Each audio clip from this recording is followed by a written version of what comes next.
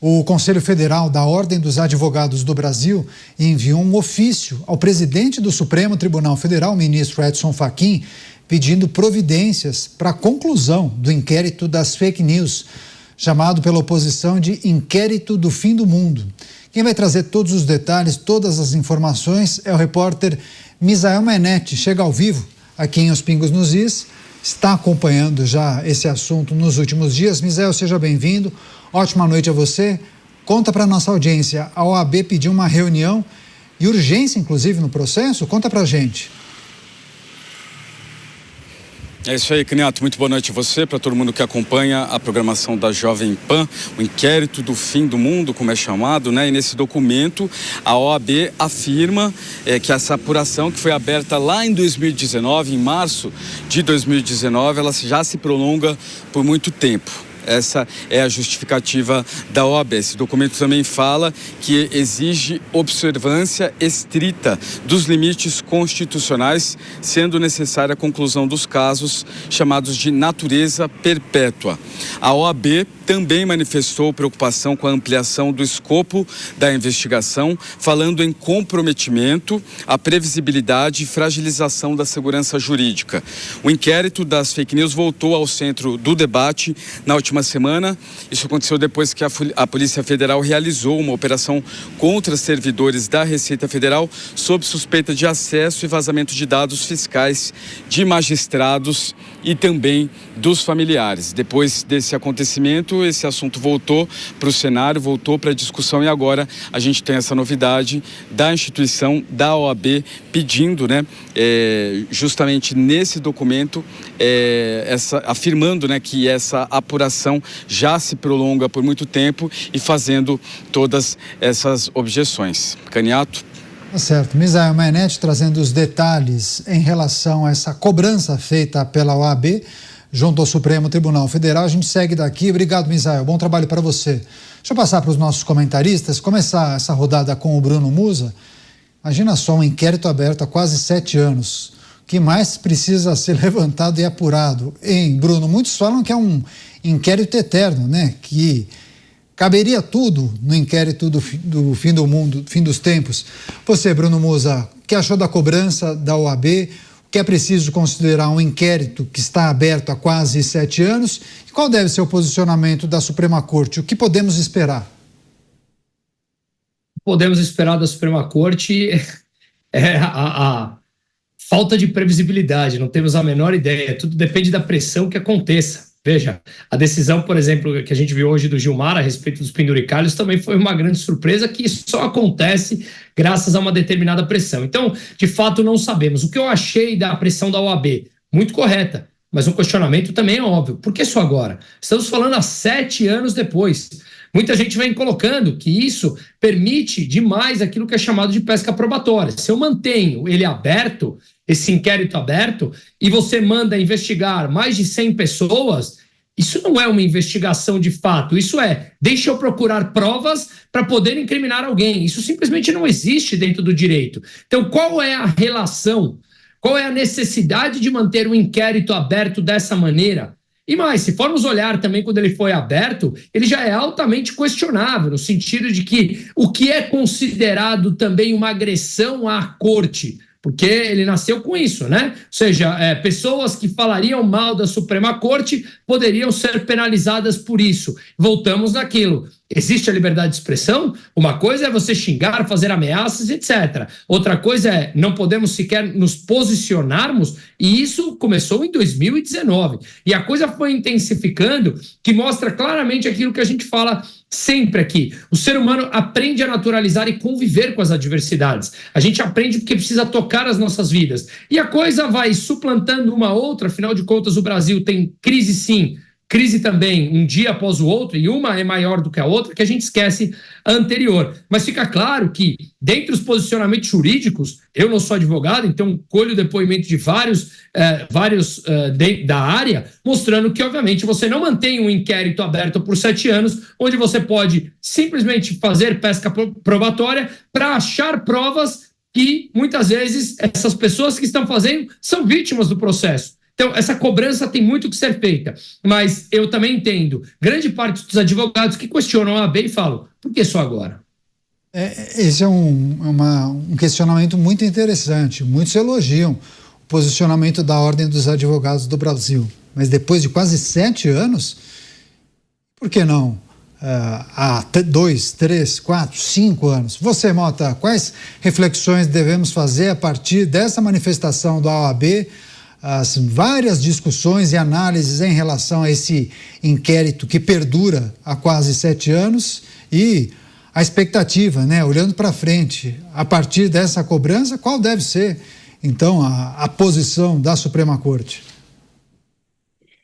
OAB, onde estava você esse tempo todo? Nós sentimos sua falta.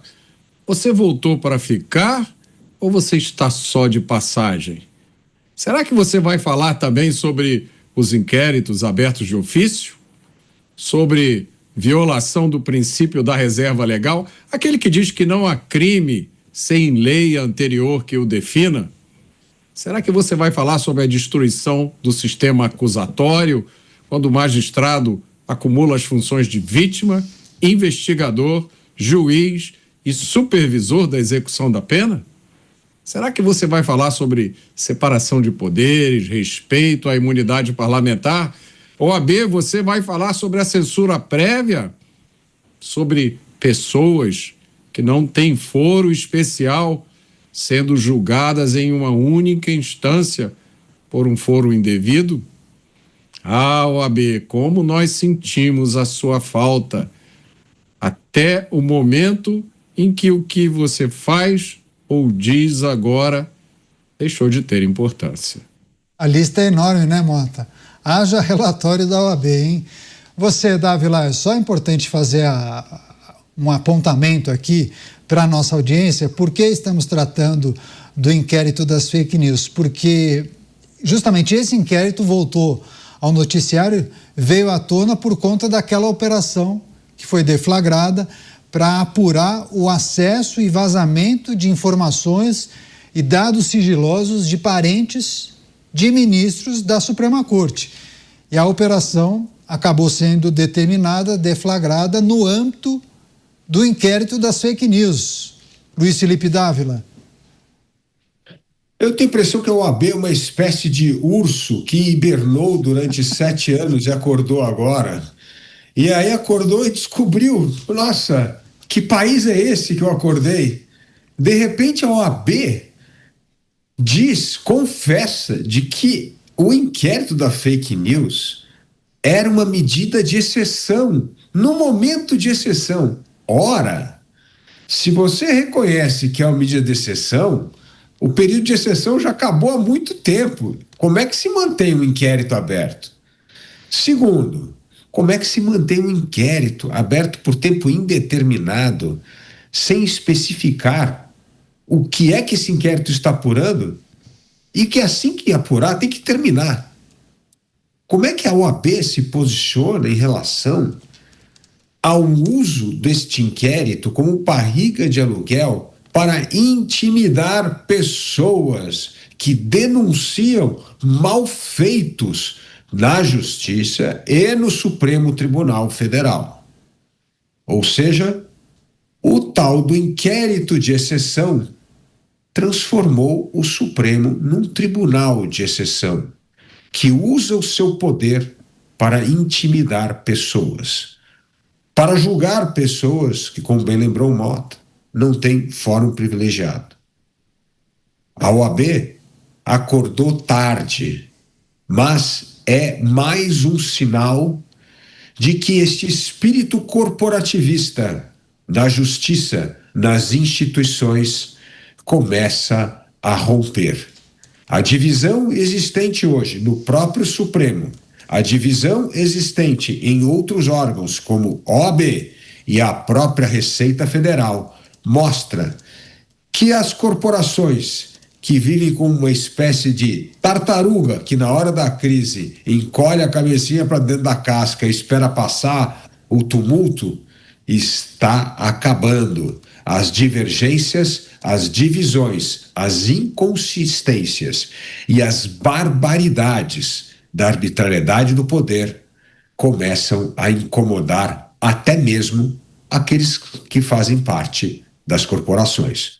Pois é. Agora, Bruno, o Mota listou no final do comentário dele uma série de outras questões que são questionadas, inclusive por vários juristas. Agora, nesse cenário de anormalidade, de exageros, de desrespeito aos limites constitucionais, tudo isso deve-se também à ineficiência de algumas instituições. A gente pode colocar a OAB nesse processo.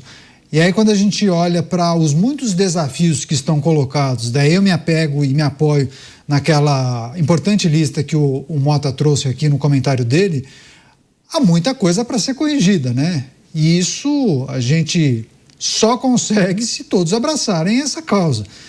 A OAB deixou de fazer o seu papel ao longo dos últimos anos? Por que esse urso acordou só agora? Claramente, eu não diria nem que acordou. Bom, eu não sou a pessoa mais capacitada para falar sobre a OAB, porque minha profissão, eu não sou submetida a ela, eu sou a CVM, então poderia falar ali com mais embasamento, o que ela me ajuda, o que não me ajuda, por que eu deveria estar submetida a ela ou não, enfim, mas a OAB, ela se torna mais clara do que a CVM, porque determinadas regras devem ser cumpridas e a OAB, que supostamente está lá para defender os advogados do Brasil e, portanto, fazer respeitar as regras, o que eu vejo é que grande parte dos advogados simplesmente olham e falam: eu pago por isso, ela não me representa, e mais, ela tem um viés claro e bastante duvidoso no sentido de fazer defender as regras do jogo. Então, como muito bem foi colocado agora aqui, ela acordou tarde ou realmente a pressão começou a parecer tamanha em que ela precisa deixar transparecer que está, pelo menos, cobrando por alguma coisa tão óbvia? Um inquérito aberto por 7 anos. Repito, eu não sou advogado e a gente sabe que é um absurdo manter um inquérito por 7 anos dessa maneira ainda. Então, eu não acredito que ela tenha acordado tarde. Eu acredito que ela tenha sido, de alguma maneira, conivente em todo esse processo que aconteceu. Tanto é que grande parte dos advogados não se sentem representados por ela. E muitos falam que, inclusive, adorariam não ter que manter nenhum tipo de relação com a Ordem dos Advogados do Brasil. Repito, eu não estive, nunca tive relação com eles, mas fica claro que eles assumiram um lado, e esse lado realmente deixa muito a desejar ao longo do processo de defender a regra do jogo, portanto, a tal democracia no Brasil.